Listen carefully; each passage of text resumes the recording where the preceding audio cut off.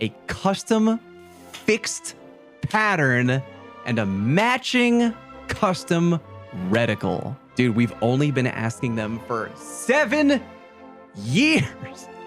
Sit down and buckle up. Today's TWAB is a big one, containing a ton of weapon changes, exotic changes, perk changes, and more for Season 19 of D2. What up, you goddamn nerds? My name is Fallout, and do me a favor, subscribe to my channel if you haven't already. Actually, do it right now while I'm telling you to do it. We'll feel oddly connected for a brief moment. Ooh, hey, I felt that. Anyway, if you want to read the TWAB at your leisure, I'll link it down in the pinned comment, but here we go, covering only the most important stuff, IMO. On a fun note, there's actually an upcoming Assassin's Creed partnership with D2, which will probably be a lot like the Fortnite one that happened not too long ago. New gear, new Guardian drip, you know the deal, all of that going down in Season 19. Bungie has given us a completely updated look at how the loot pools will be for Trials, Iron Banner, and Nightfalls. For Trials, we're getting a new hand cannon and a new machine gun, but we're losing Aisha, who cares, but we're losing the Reed. Last weekend before Season 19 could be your last shot to get a god roll on that weapon, and you may want to. Go ahead and check out my video on why Reed's Regret is especially powerful in endgame PvE, link down in the pinned comment. Good news though is that the Inquisitor shotgun is staying. In IMO, it's one of the best PvP shotguns ever. For Iron Banner, still no return of the multi-mach, boo earns. Instead, we get an auto rifle and the Ganora's slug shotgun, and we are losing the pulse rifle and the beloved Reese Walker shotgun. In the Nightfall pool, we're getting the return of the Wendigo grenade launcher and the Hung Jury, and losing the Silicon Neuroma, which I kinda care about, and the Duty Bound, which nobody cares about. Oh, and they've got new Season 19 ornaments for core activities if you care. Look at that. Ooh, fancy colors. Ooh, ah.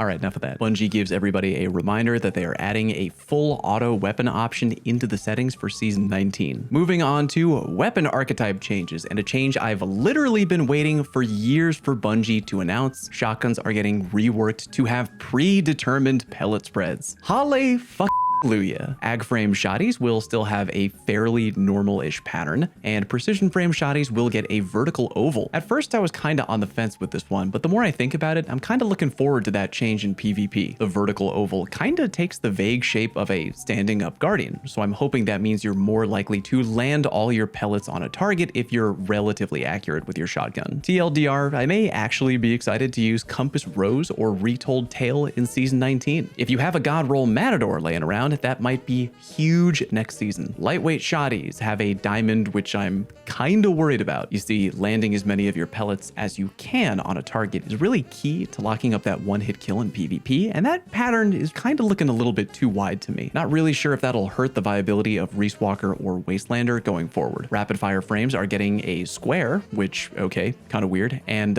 slug shotguns look exactly how you imagine they would. Apparently, a few ag frame shotties were running with a broken intrinsic perk that is getting taken care of, and rapid fire frame shotties are getting an extra 5% damage buff in PvE and a better reload buff. Sidearms, or one in particular, have been way too hot in PvP, and as literally everyone predicted, Drang alone is getting a nerf in the zoom department, going from 14 to 13. With that being the only sidearm change mentioned in the TWAB, I think they're kind of getting off easy. Even with that nerf, you should expect Drang to still be good, albeit a little bit less good. But anyway, if you're enjoying a non-Drang sidearm right now, that will continue to do well in PvP moving forward. Main ingredient, a historical troublemaker, is getting kicked in the crotch yet again in the form of a stability and aim assist nerf. Doesn't bother me, we could probably lower those numbers even more. Also, apparently there's something going on with fusion rifle reticules, which they are tweaking. Glaive projectiles are getting better, more reliable hit detection, and a whole host of melee changes which you can read about here. I'm kind of interested in how they'll benefit when paired together with melee exotics moving forward. I'll have to play around with that in Season 19. Good changes overall, I think. I'm always kind of worried that glaives will one day just explode in popularity in PvP and be really too good, but as long as that doesn't happen,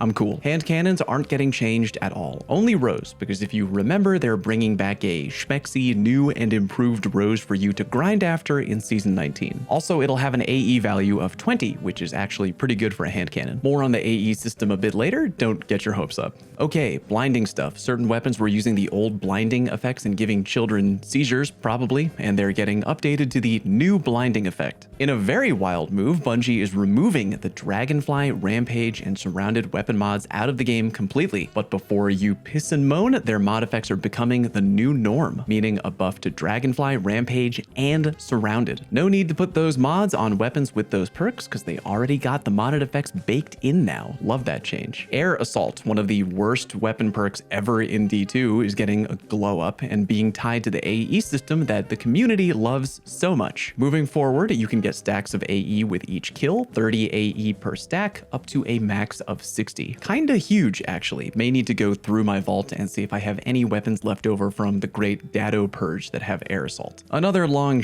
perk, Headseeker is getting a total rework. Body shots will up your headshot multiplier and improve aim assist. Extra body shots will reset the timer, and now it has a half-second base timer, which does sound short, but will always be way longer than the uber quick timer we had before. Encore is also getting an improvement, which is giving a flat buff of stability, range, and accuracy. God damn. Body shot final blows give 1 stack, and headshots grant 2, up to a max of 4, and an overall duration of 7.5 seconds. Maybe not as hot on paper as an extra damage dealing perk, but goddamn, really looking forward to clapping all of your cheeks next season with this weapon roll. I will now give exactly 1 revenge laugh directed at everyone who made fun of me on Twitch for not deleting this weapon roll. Ha, okay, I feel better. Seraph Rounds is kind of a rare but goated mag perk if you didn't know, and Bungie is toning it down. Tunnel Vision and Kill Clip weren't really meshing together, which is kind of annoying, so they're changing it to allow the duration of these buffs to be refreshed when the perk is already active. However, double check the monkey paw, because in addition to that change, kill clip damage is being taken from 33 down to 25%. That is kind of huge, not in terms of how it'll overall change time to kill in PvP, which it probably will on a number of weapons, but wow. Kill clip is like the iconic PvP weapon perk, and it's finally getting a damage cutback. Not sure how to feel about that right now, but make a mental note.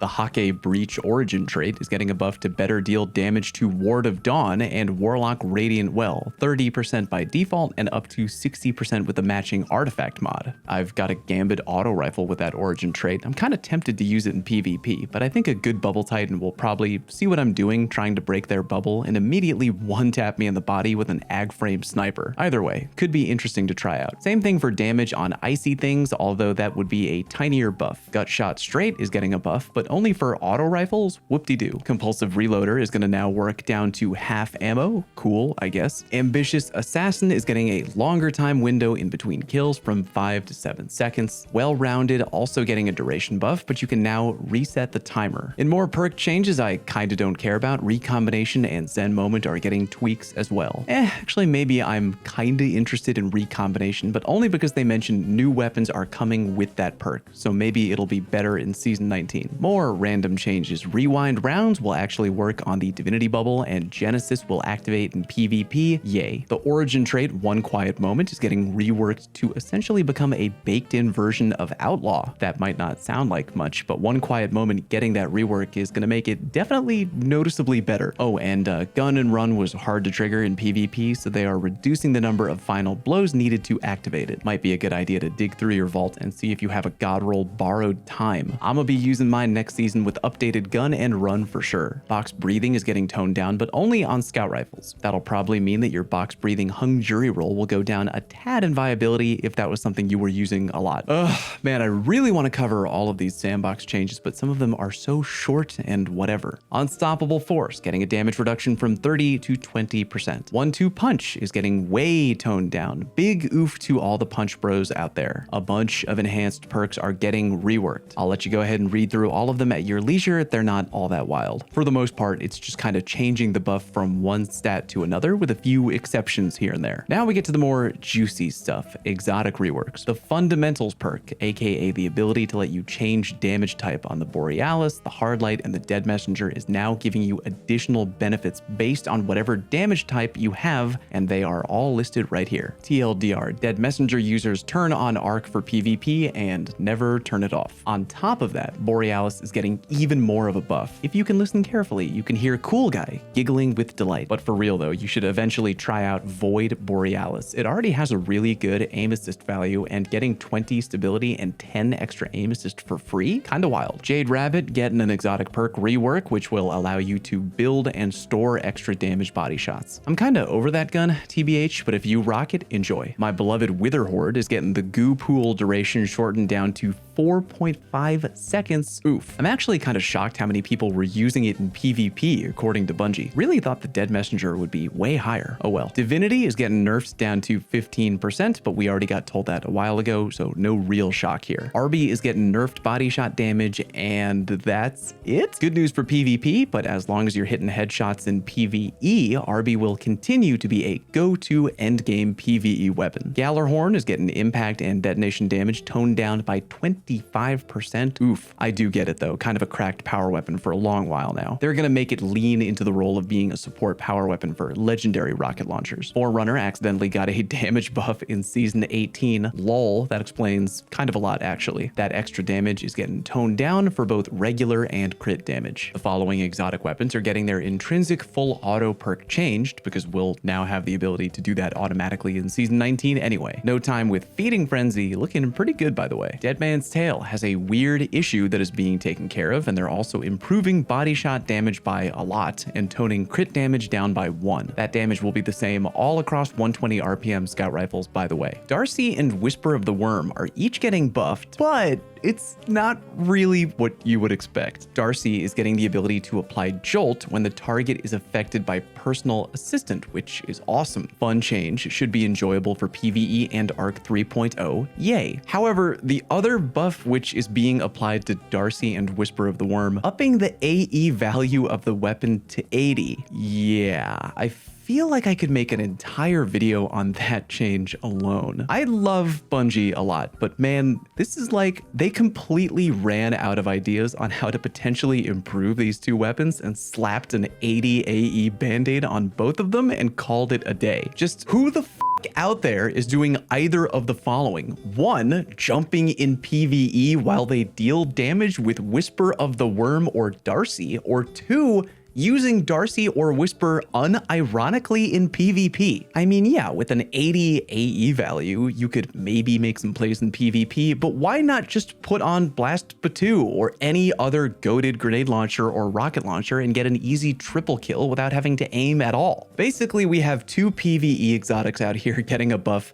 that absolutely no PvE player would ever benefit from. Only a few PvP players who want to flex that they're using meme weapons in PvP. Literally a ridiculous buff, no idea what is going on there. Moving on, Wish Ender apparently has a hidden damage buff on enemies affected by Wither Horde, and it's getting upped from 10 to 25%. The Prospector grenade launcher is getting intrinsic chain reaction, kinda cool. I don't know if that'll be enough to really bump up the viability, but here's hoping. Fourth Horseman is getting 50% less recoil, nice. I'm legit unironically gonna try out Fourth Horseman in PvP in season 19. It's actually a beast at shredding Titan bubbles, which are very meta right now. Forerunner getting a few PvE changes, including more reason to use the rock, which I'm looking forward to. Merciless, the exotic fusion rifle you may have forgot about, is getting a much needed buff. Decreased charge time on a hit now resets on a 5-second timer. That timer is refreshed when you land a hit. Really hoping that does make Merciless more viable. I'm kind of getting tired of the linear DPS meta. Rat King is getting a larger radius of how close y'all need to be together, from 15 to 20 meters. Legend of Acreus is losing its movement penalty, and Bastion is getting its season 14 nerf rolled back by about half. Quicksilver Storm is getting its secondary fire mode, aka the grenade shot, buffed in PvP, more damage and bigger explosion radius. The grenade damage was also apparently arc, which is weird, and they're changing that so it doesn't interfere with a future exotic catalyst coming in Lightfall. I actually kind of like Quicksilver Storm in PvP, even though I'm not really a big auto rifle fan. Definitely a chance that the grenade launcher feature could now pop off in 6v6. Keep an eye on that. Cold Heart is getting a nice looking buff. Honestly, I've been kind of enjoying Cold Heart already in PvP. Really looking forward to how it'll do with the following change. Get an Ionic Trace and ramp up that power, baby. Grand Overture, which I literally forgot was a thing, is getting a 50% damage buff. That may actually be kind of great. Time will tell. Xenophage is getting a minor rework. Now it'll deal about half of its damage as impact and the rest as detonation. Overall, though, the damage is going up by 5%. Yay! And in yet another random what the f